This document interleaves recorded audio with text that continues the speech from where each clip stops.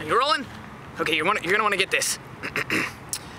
I, Diggs the Rat, in honor of the 25th anniversary of the debut screening of Back to the Future, am about to embark on an historic journey through time to witness that screening. Oh, I almost forgot another wheel of cheese. What am I thinking? One wheel, one trip. What am I out of my mind? You gotta have something to snack on, right? Hey, what is it? Huh? Oh no. Holy rat trap. He found me. I don't know how, but he found me. Run for it!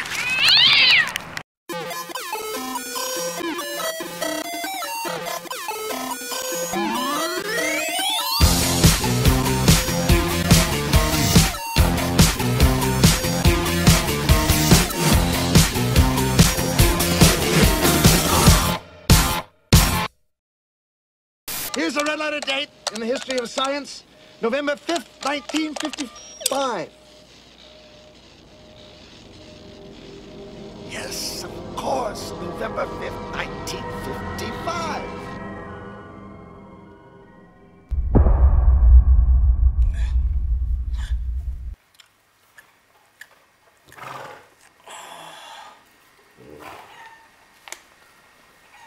Where am I? Hello? Dude, it worked! I think I'm back in time! My watch has stopped. I'm back in 1985, dude. You know what this means? This means I get to go see Back to the Future. Wow. Do you even know how the movie came about? It all started when writer Bob Gale found his dad's yearbook and wondered what it would be like to meet his own father when he was a kid. If they'd be friends, or if you beat him up and take his lunch money. What? You're George McFly. Yeah, who are you? That idea inspired what was to become the highest grossing release of 1985, which I get to go see in theaters! Woo! Now I just gotta figure out where I am. I'm gonna read your thoughts.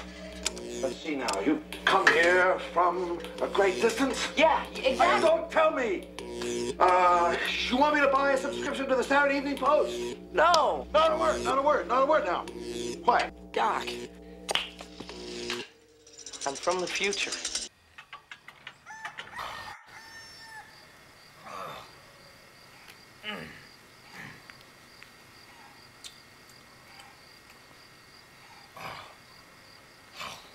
I gotta find a movie theater. Did you know that Back to the Future was voted number 10 on AFI's 10 greatest sci-fi films? And it also had the biggest orchestra ever assembled for a major motion picture at that time. Ooh, there's a nice road. This is it. This is the answer.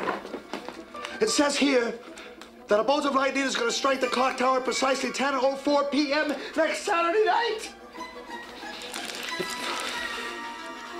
If we could somehow harness this lightning, channel it into the flux capacitor, it just might work.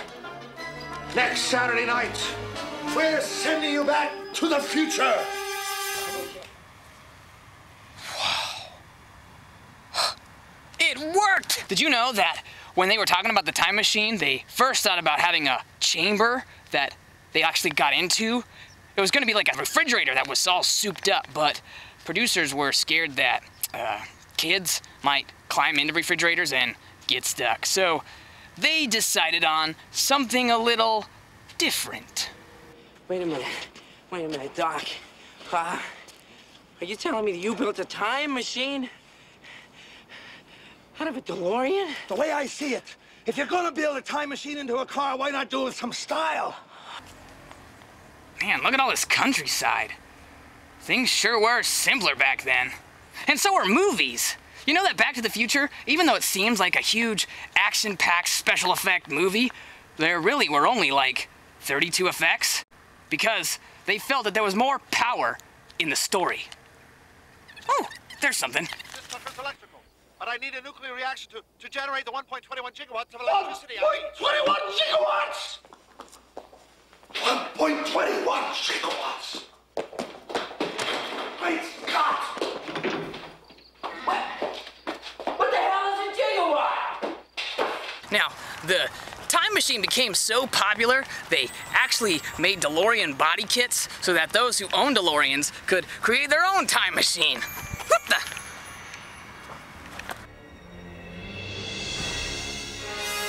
This is a horrible place for housing.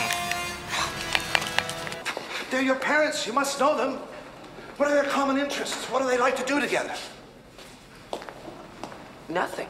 Look, there's a rhythmic ceremonial ritual coming up. Of course, the Enchantment Under the Sea dance. They're supposed to go to this. That's where they kiss for the first time.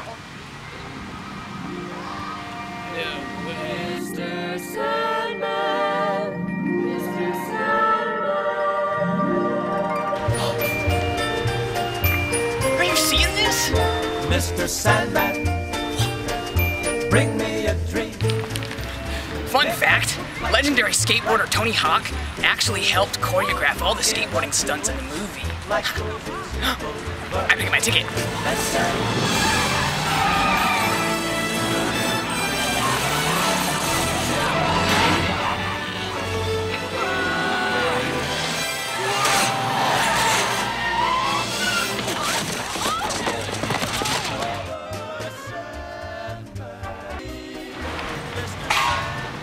Hello? Hello? Anybody here? What's the deal, man? There should be like lines of people here. Maybe I'm just too early. I'll go sit down. Well, I guess I'll just wait here until they open up. Talk about conflicts. Whew. Speaking of conflicts, the producers originally wanted Michael J. Fox to be the part of Marty McFly, but he had a conflict with the TV show Family Ties. So they hired someone else and started filming. But after a few weeks, they realized he just wasn't cut out for the part. So luckily, Michael J. Fox's schedule opened up, but they had to reshoot 4 weeks worth of scenes, which cost them an extra $3 million. Ugh. Can you imagine that? It'd be like, yeah, we gotta film this one shot. Don't forget to take a flyer. Save the clock tower. Oh, well, that'll be $1 million. This 2 seconds.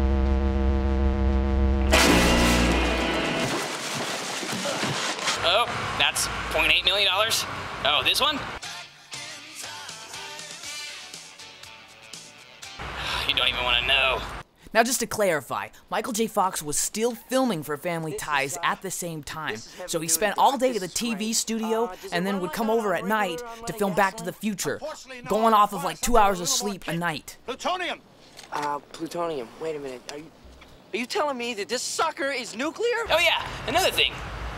Since I'm here at the movie theaters, actor Billy Zane, who you might recognize as the Phantom or that one dude in Titanic, he got his film debut as one of Biff's cronies. Well, actually, I figured since it wasn't due till Monday. Hello? Hello? Anybody home? Hey, think with flies. Well, here I am at the back door. Maybe someone will show up. At least I'll catch one of the employees coming in, right? Maybe they're not even done working on it. Because, you know, they only had 2.5 months post-production time, which was unprecedented for a major motion picture. Especially when they've got such complicated scenes. Give me a milk. Chocolate. Wonder how many takes that took. Now, while he's out following his density, you should follow my advice and check out Back to the Future again for the 25th anniversary. While I wait in line to see it in theaters, sucker. I'll be back in time. Gotta get back in time. Don't bet your future on one roll of the dice. Better remember, lightning never strikes twice. What?